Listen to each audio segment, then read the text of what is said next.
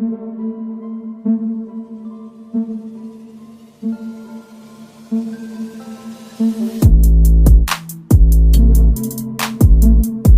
दोस्तों, scary story official में आप सबका स्वागत है।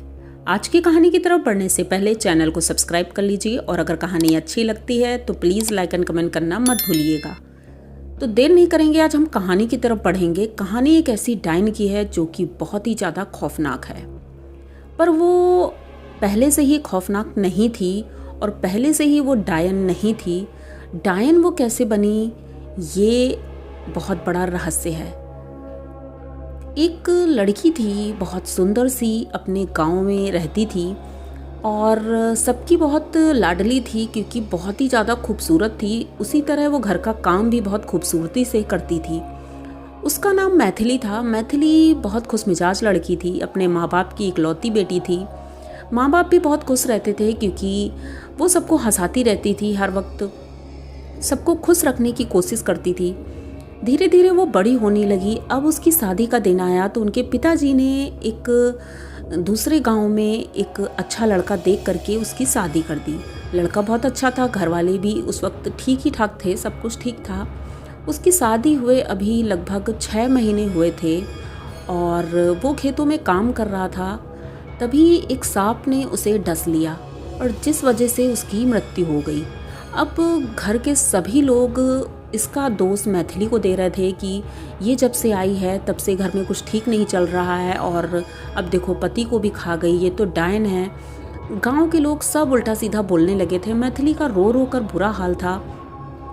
उसके घर वाले भी परेशान थे कि अब हम क्या करें मैथिली के लिए। मैथिली अब विधवा हो चुकी थी और घर में उससे नौकरों की तरह काम कराया जाता था और बहुत मारते पीटते थे वो लोग कि ये किसी तरह मर जाए या फिर यहाँ से चली जाए। मैथिली बहुत ज़्यादा तंग आ गई थी। पूरे 2 महीने हो चुके थे उसके पति को मरे हुए और इसकी स्थिति दिनों दिन खराब होती जा रही थी। खाना भी टाइम पर नहीं मिलता था, जबकि सबके लिए ये खाना बनाती थी लेकिन उसके लिए खाना नहीं होता था। तो इसीलिए एक रात वो बहुत परेशान थी, रो रही थी, तो घर से निकल पड़ती है लेकिन कोई इतना देखने वाला नहीं था। ये कहाँ जा रही है, क्या कर रही है, कोई इससे कोई मतलब नहीं रखता था। घर के बाहर एक कमरा था, वही कमरा नौकरों वाला मैथिली को दे दिया गया था। तो जब ये रो रही थी तो उठ करके ये वहाँ से निकलती है घर के बाहर और रोते रोते जंगल की तरफ चल देती है। तो थोड़ी दूरी पर एक शमशान घाट था, वहाँ से गुजर रही थी तो इसने देखा एक बाबा हैं वहाँ बैठे पूजा कर रहे हैं। तो ये धीरे धीरे उधर ही जाती है, वहीं पर बैठ जाती है और सुनती रहती है, रो रही थी।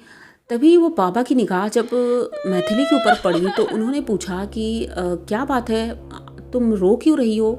तो मैथिली ने अपनी पूरी बात बताई।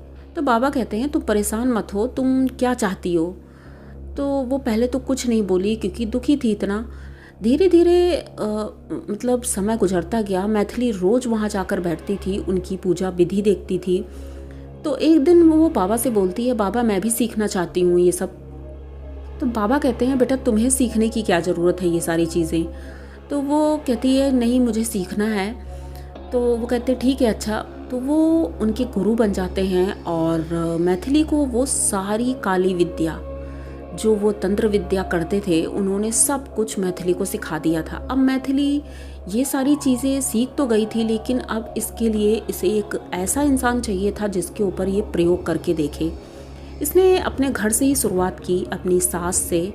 धीरे धीरे उसकी सास की हालत ख़राब होने लगी और लगभग 1 महीने के अंदर ही उनकी मृत्यु हो गई। अब ये खुश हो गई थी कि चलो अच्छा है, ये जो मैंने सीखा है ये काम आ रहा है और ये मैं कर सकती हूँ। तो ऐसा ही करती है ये और धीरे धीरे घर के सभी लोगों से इसने अपना बदला लिया और एक एक करके सभी मारे गए।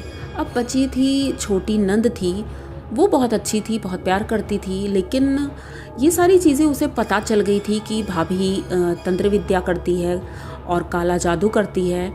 तो उसने गांव के लोगों को बता दिया। इस वजह से मैथिली उससे भी नाराज़ हो गई थी और उसने किसी तरह तंत्र विद्या के माध्यम से ही अपनी नंद को भी मार दिया। अब गांव के लोगों को जब पता चली ये सारी बातें तो वो लोग तो बहुत ही ज़्यादा गुस्सा हो गए। उन्होंने सोचा कि इस औरत के लिए अब कुछ तो करना पड़ेगा। तो प्रधान जी से बात करते हैं। तो प्रधान जी कहते हैं कि इसे गांव से निकाल देते हैं। अब सभी लोग राजी हो जाते हैं और उसे गांव से निकाला जाता है। वो बहुत रो रही थी, चीख रही थी और उसे ज़बरदस्ती निकाल करके जंगल में छोड़ दिया जाता है। तो वो जंगल में एक झोपड़ी बनाकर रहने लगती है। तो प्रधान जी की 2 बेटियां थी और एक बेटा था जो बाहर रहता था।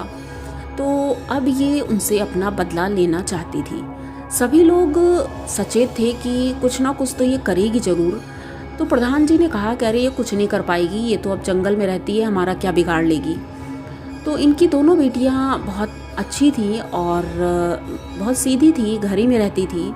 एक दिन शाम के वक्त बगीचे में आम तोड़ने के लिए इनकी बेटियां गई थी और उसके बाद जब आम तोड़कर चलने लगी तभी छोटी वाली जो बहन थी वो लगभग 17-18 साल की थी। तो उसने कहा कि दीदी, मुझे ऐसा लग रहा है कि पेड़ पर कोई है, शायद कोई चोर हो। तो उनकी दीदी कहती हैं कि अब इतनी शाम को कौन चोर होगा, क्योंकि शाम होने वाली थी। तो ये जब ऊपर देखती हैं तो ऊपर वही औरत बैठी रहती पेड़ के ऊपर। अब ये देख करके भागने लगती वहाँ से। तभी अचानक से ऊपर से वो कूदती है और अचानक से गायब हो जाती है। ऐसा कैसे, मतलब वो तो एक औरत थी, वो गायब कैसे हो गई। अब ये दोनों भाग करके अपने घर आती हैं, घर वालों को बताती हैं। तो वो लोग कहते हैं अरे ठीक है, कोई बात नहीं है और अब तुम लोग वहाँ नहीं जाओगी। तो अब ये दोनों अपना घर का काम कर रही थी, लेकिन छोटी वाली का बर्ताव अब दिनों दिन बिगड़ता जा रहा था। उसकी तबीयत खराब होती जा रही थी। एक रात वो सो रही थी और अचानक से घुर्राने लगती है। बड़ी बहन उसके बगल में ही लेटी थी, तो उसे लगा कोई जंगली जानवर आया है। घुर्राने की आवाज़ बहुत ज़्यादा आ रही थी। वो खिड़की खोलकर बाहर देखती है तो बाहर कोई भी नहीं था। रूम की जब लाइट जलाती है तब गौर करती है कि उसकी छोटी बहन उसकी तरफ घूर घूर कर देख रही है और गुर्रा रही है। देख करके ये बहुत तेज़ी से चिल्लाती है। तो उनके पिताजी आते हैं और उनको वो पूरी बात बताती है। तभी वो उठकर बैठ जाती है। इतनी तेज़ी से हवा चल रही थी जैसे तूफान चल रहा हो कोई। उसके बाल हवा में उड़ रहे थे, उसकी आंखें एकदम सफ़ेद हो रखी थी और वो बहुत तेज़ी से हंस रही थी और कह रही थी मैं एक एक लोगों से अपना बदला लूँगी। अब ये सोचते हैं ये क्या कर रही है, ऐसे क्यों कर रही है। तो वो लोग उसे संभालने की कोशिश करते हैं लेकिन संभाल नहीं पाते हैं। उसके बाद दूसरा दिन होता है सुबह। तो ये लोग एक तांत्रिक के पास जाते हैं। तो तांत्रिक बताता है कि ये एक डायन का काम है, उसी ने ये सब किया है और वो अब इसको जिंदा नहीं छोड़ी, क्योंकि उसने कुछ ऐसा कर दिया है जिससे धीरे धीरे ये अपनी मृत्यु की तरफ बढ़ रही है। अब उनके पिताजी तो बहुत परेशान हो जाते हैं कि मैं अपनी बेटी को कैसे बचाऊं। तो तांत्रिक कहता है कि ठीक है, मैं इसके लिए ताबीज़ बना देता हूं और इसे कुछ नहीं होगा। वो ताबीज़ तो बना देते हैं लेकिन जितने दिन तक वो पहने रहती है तो ठीक रहती है, नॉर्मल रहती है। लेकिन एक दिन ये कुएं पे पानी भरने गई थी और पता नहीं कैसे रस्सी में वो ताबीज़ फंस गया था या क्या हुआ था, वहीं पर वो ताबीज़ गिर जाता है। अब जैसे ही ताबीज़ गिरता है अचानक से वो चीखती है और वहीं पर गिर जाती है। वो बच गई थी, नहीं तो कुएं में गिर जाती। उसके बाद उसकी बहन जब देखती है तो उसे उठाकर घर लाती है किसी तरह गांव वालों की मदद से। उसके बाद उसकी तबीयत और ख़राब होने लगी थी। वो बहुत चिल्लाती थी, चीखती थी। उसे ऐसा महसूस होता था उसके आसपास कोई है और बोलती थी कि इन्हें भगाओ, सबको भगाओ, ये सब मेरे पास क्या कर रहे हैं। लेकिन किसी को कुछ भी नहीं दिखता था। और एक दिन ऐसा आया जिस दिन रात को वो इसी तरह चीखते चिल्लाते अपने प्राण त्याग देती है। घर वाले बहुत परेशान थे कि ये सब क्यों हो रहा है, हमारे साथ ही क्यों हो रहा है। लेकिन गांव के एक बुजुर्ग थे, उन्होंने बताया कि वो जो डायन है जो जंगल में रहती है उसी ने ये सब कुछ किया है, अब उसका हमें कुछ करना पड़ेगा। तो ये लोग धीरे से रात के वक्त जंगल जाते हैं और उस झोपड़ी में आग लगा देते हैं। झोपड़ी में आग तो लगाते हैं और उसी में वो औरत जलकर मर जाती है।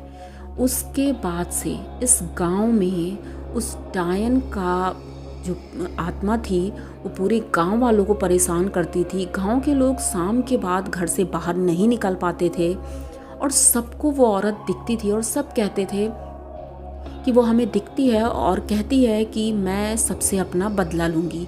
अब गांव के लोग बहुत परेशान थे कि अब हम क्या करें, कैसे बचें इससे। धीरे धीरे करके गांव खाली होने लगा और एक समय आया जब गांव में कोई भी नहीं रह गया। सभी लोग गांव छोड़कर दूसरी जगह जा चुके थे। सभी लोग गांव छोड़कर जा चुके थे और अब उस गांव में कोई भी नहीं रहता था। उस गांव में अब सिर्फ मैथिली का राज था। मैथिली उस गांव में अपने प्रेतों के साथ रहती थी। लोगों का कहना है कि जो डायन बनती है उनके साथ तंत्र विद्या जब वो ज़्यादा कर लेते हैं तो उनके साथ प्रेत रहते हैं और उन्हीं प्रेतों से वो ये काम करवाती है। तो मैथिली अब बहुत खुश थी और उसी में उसकी आत्मा रहती थी अब उस गांव में, और बहुत खुश थी। कई लोगों ने बताया है कि जब उस गांव में कभी वो गए हैं तो मैथिली उन्हें कभी पेड़ के पास बैठी दिखती है तो कभी घरों के पास टहलती हुई दिखती है, लेकिन इस डर की वजह से कोई वहाँ जाता ही नहीं है। तो आप लोगों को ये कहानी कैसी लगी? अगर अच्छी लगी हो तो प्लीज़ चैनल को सब्सक्राइब करिए, लाइक कमेंट करिए, शेयर करिए और बने रहिए हमारे साथ। मिलते हैं फिर किसी नई कहानी में, तब तक के लिए डरते रहिए।